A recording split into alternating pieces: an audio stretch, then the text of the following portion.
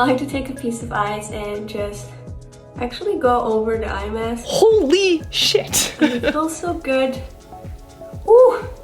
Today we are reacting to Barbara's skincare routine and everyday beauty routine. She's a Hungarian model, and she's also a Victoria's Secret model. Her skin is flawless, and I'm very interested to know what she uses on it in order to achieve that look.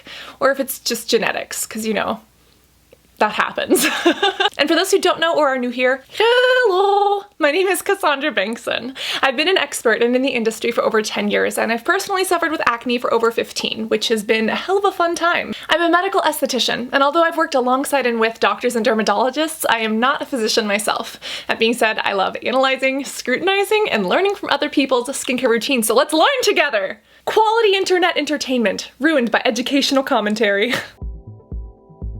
Hi guys, I'm Barbara and I'm here today to show you my daily morning routine. To start with, I gotta remove these little pimple patches, which are really cute. Pimple patches are amazing. For anyone who is an acne sufferer, you should definitely try them. The ones she's using are from Urban Outfitters. They're called Squish Flower Acne Patches. When we look at the ingredients, there is only one ingredient. They are hydrocolloid patches, so it's just hydrocolloid. If you have acne, I personally wouldn't choose these as a first option.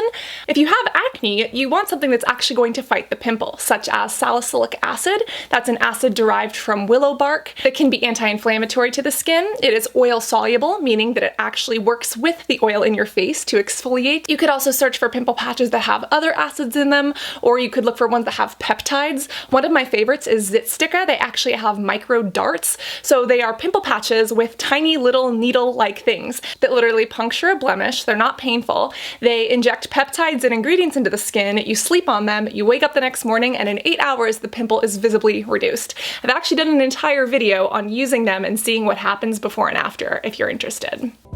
Remove them. Another good one is the Peace Out pimple patches, or even CoreRx has some, but these are cute because they have rhinestones. I'm gonna wash my face because I'm still a little sleepy. Give me 1 second. She washes her face, but she doesn't have pimples. Are the patches that good, or are you just naturally flawless and you use these because they have flowers and because you don't actually need them? Someone help me get to the bottom of this. Alright, while my face is wet, I have this oily cleanser. I put about that much. It's a very light texture. I like to apply it with going in circles with my fingers, sorry. I've been home for so long and Dylan and I created this baby talk and it's horrible. So yeah, my fingers and just cleaning my skin under the eyes, my forehead. I also vote in favor of Barbara 2020 and the fact that fingies should be added to the dictionary. And they are fingers otherwise, but when you use them on your face, they can now be referred to as fingies. Right, I'm gonna wash it up because now I feel like I'm rubbing my skin. But what was the cleanser? I'm honestly so happy that Vogue makes these videos for us, but they never tell us what half of the products are. Like, how am I supposed to accurately gauge a skincare routine and provide entertainment ruined by educational commentary and advice when it comes to products that aren't even listed? I'm gonna do a little eye mask before I get into more skincare because I'm a little bit tired. Oh no, here's the baby talk again. Sorry. It's pretty embarrassing. We created this silly language, which is we became babies, and it's really just silly and embarrassing. First off, she and Dylan sound adorable, and we need more dialogue of these baby talk conversations actually happening. Second off, eye patches. What is she even using these for? She doesn't have dark circles, she doesn't have under eye bags, she doesn't have wrinkles that I can see. Why do you need these? Even if she's tired, she looks awake. Now, again, thanks for nothing, Vogue, for not sharing what product this is. Because they're black, I'm assuming that they have charcoal in them. Usually black products are charcoal infused, but I don't actually know. They could be a black seaweed. If they're a black seaweed, then okay, they would be good for the eyes, but also for the face. And if they're a charcoal, they would be good for the face, but not really under the eyes, because you don't really want to get oil out from underneath the eyes, because naturally under the eyes does produce oil, because we do have tiny little pores there, but not as many or not as big as the rest of the face. I like to take a piece of ice and just actually go over the eye mask and it feels so good. Ooh! It also really wakes me up in the morning. You know, like cold in general helps with your skin to like tighten your skin and everything. So cryotherapy or thermotherapy does use different temperatures to impact the skin. However, your face does not open or close pores. We've discussed that before. And using ice over the patch, I'm so happy she's not putting this directly on your skin. If you've ever been through CBT, cognitive behavioral therapy, and you've had to hold ice as, you know, part of your therapy, you know what I'm talking about. You'd also know that it hurts. And you don't want to do that, especially to the eye area. Now, the fact that she's using it over a patch, that's okay. You know, this is somewhere where a cold spoon that you put in the fridge or a skincare roller that you put in the fridge in your kitchen or a skincare fridge in your bathroom, that would be fine. That's what I would do here. But I also love a good budget skincare routine, and this could help to depuff the eyes, especially if you sleep on your face. A lot of fluid can kind of pool up here, especially if you eat too much salt, or if you don't sleep, you could get those under-eye bags or purpleness under the eyes. Ice doesn't really help with the color, but it could help with a little bit of that puffiness because you'd be stimulating circulation in that area and promoting the body to reabsorb some of that fluid, but to each his own. Alrighty. God, it's really cold. Take it off. And I like to massage it in a little more under my eye, but oh, that mask is good. And my fingies are really cold right now, so. I actually love that she's using her fingies to rub this all over her face because eye creams are overpriced moisturizers. Most of them are crap. Here's an explanation as to why that these major companies will not tell you about. But the reason that most eye creams are crap and overpriced moisturizers also means that as moisturizers, they can be used all over the face. So she's doing the right thing by just spreading this all over, because technically, whatever in this eye cream, if it's good for this area, it's good for all over. Alright, next step. There we go. This is an essence, and finally, Vogue is telling us which one it is. This looks to be from Giorgio Armani, and it is way overpriced for what it actually is. You see, what's the difference between an essence and a toner? Well, a toner is more liquidy. It's meant to balance the pH of your skin so that other products later on penetrate deeper.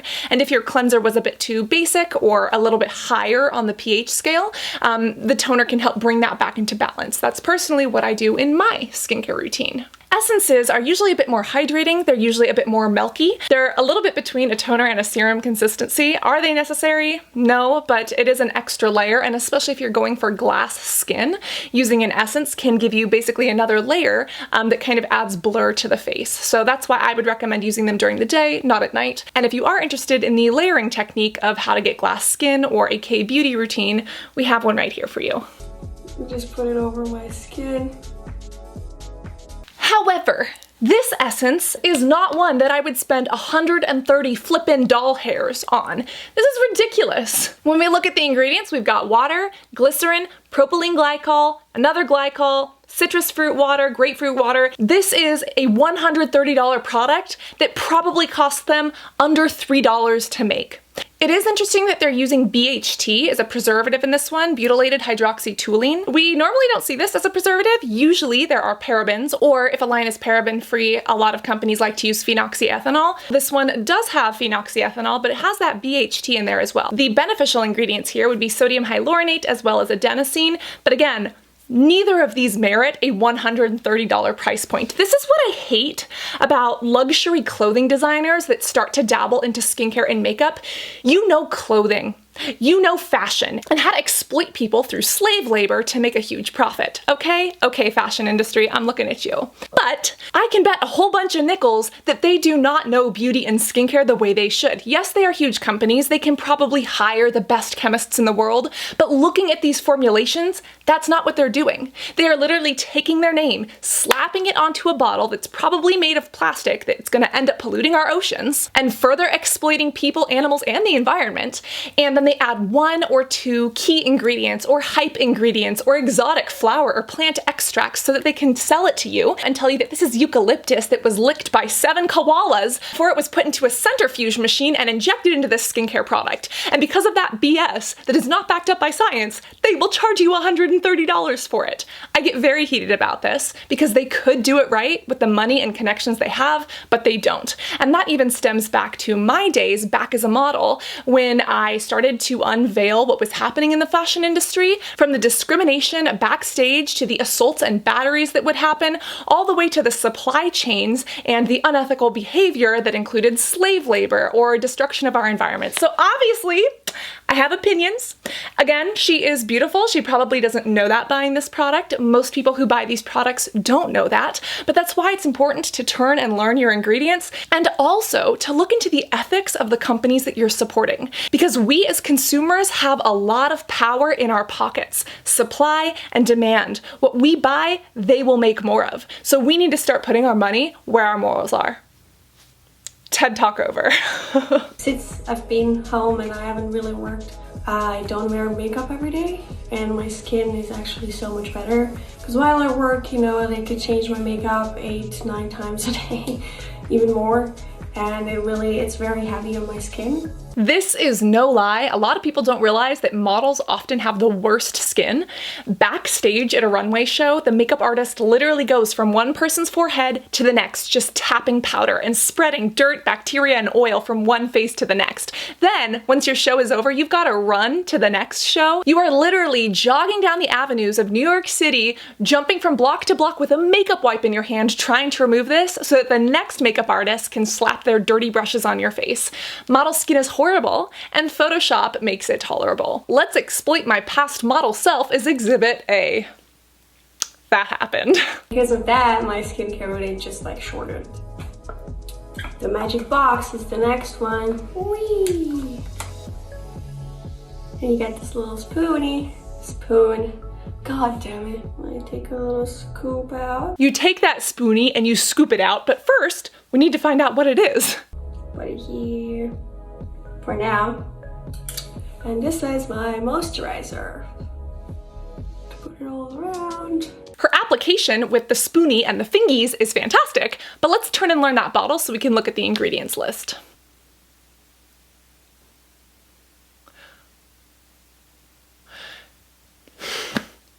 You've got to be kidding me. What in the flippin' kingdom of non-binary dolphins who ride motorcycles makes this cream worth $400? Holy guacamole. This is like La Mer level of bullshit right here. I'm sorry, I understand she's got money, you have money, you do with it what you want, but what in this cream merits this price? Holy shit. I'm just an angry consumer. And look at this. That's only for 1.7 ounces, 50 milliliters. If you're using this like you should, you're going through that every 30 days. 400 bucks every 30 days? Yo, this is a joke. This skincare scam is like on the same level that 2020 is as a year, okay? Okay.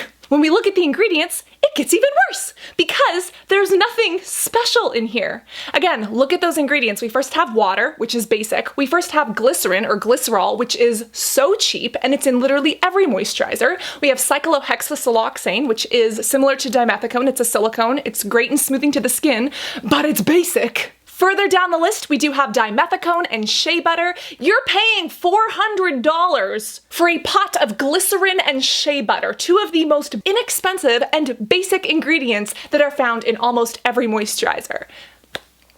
How is this happening? And again, if we look further down the ingredients list, we do see those exotic plant extracts or that one key patented ingredient that isn't actually backed up by science, so that they can sit here and tell you that a group of motorcycle riding non-binary dolphins harvested this from the bottom of the ocean to come bring it to your face and that it's gonna transform you in under 20 days.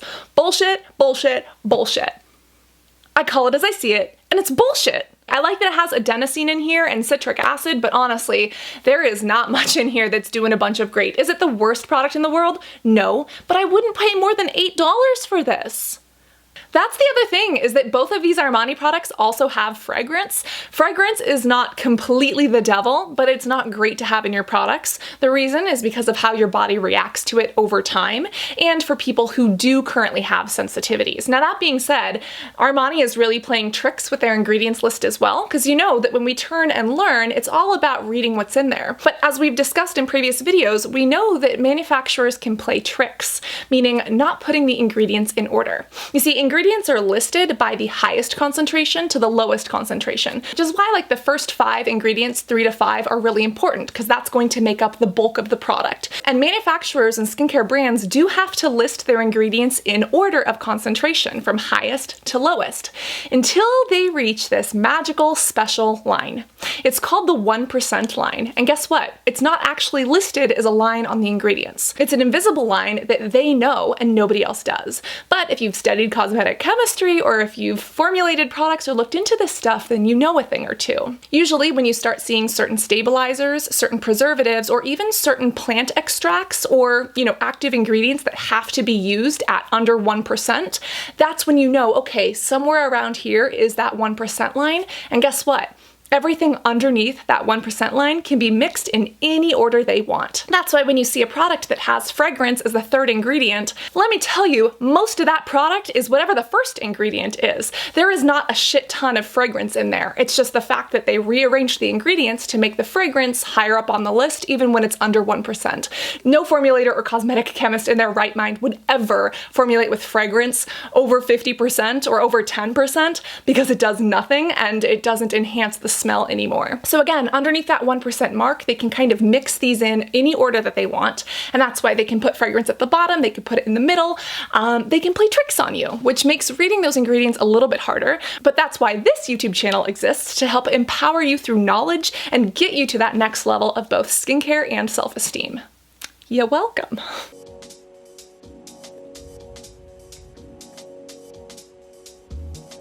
And this one I just like to tap it onto the skin. This is the Pharmacy Honey Grail, and at $48, it's midline to slightly expensive, but compared to the Armani we were just using, this is cheap.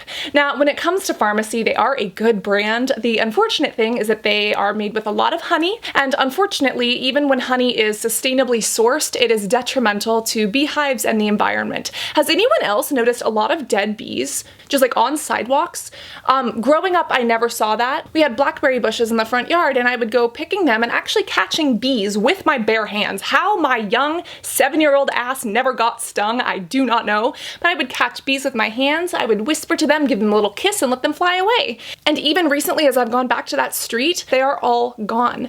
And there's a lot of bees just like dying on the pavement. I don't know why. Are they hypoglycemic? But whatever we're doing is killing the bees, and using skincare that exploits bees and animals as a whole is not helpful. With that in mind, this ingredients list is halfway decent. It has cocoa glycerides, caprylic triglyceride, as well as coconut oil, so the majority of this product is coconut based.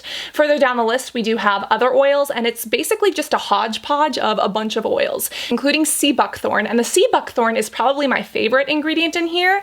Everything else is just kind of filler. Overall, is it a bad product other than the bee ingredients? No, it's not. It's just not my first choice. There are many other oils that I like much more for the skin. These are ones that I would recommend. All right, my skin is prepped. So Barbara continues to take us through her entire makeup routine, and obviously she looks great before and after, but again, not a single product she used had sunscreen, SPF. Every single day. And usually what's sold in foundations isn't enough. Usually foundations have SPF 15 or lower, and the amount of sunscreen that you actually need is more like this. You need globs of it, and you should ideally reapply it throughout the day. And let me tell you, the watered down a little bit that you get inside of that foundation bottle is not enough. And this foundation doesn't even have sunscreen. Thankfully, this foundation is fragrance-free, which is like the first positive thing that we can say about Armani's skincare brand. But again, she looks fantastic. I don't know if it's genetics. I don't know if it's Victoria's Secret facials that she gets. I don't know if it is the products. She looks amazing. But for those of us who do struggle a little bit more with our hypodermis, dermis, and epidermis, there are other products that I would recommend instead that are also much more ethical. Turn that like button as blue as my shirt, and if that subscribe button is red, slap an ethical and effective moisturizer on it until it turns gray. If you're interested in the business of beauty and why they mark shit up so much, there's a video we've done on that here. And here's another reaction video that if you liked this one, you need to see. Always remember to be beautiful inside and out, and I cannot wait to see you in the next video. Love you guys. Bye.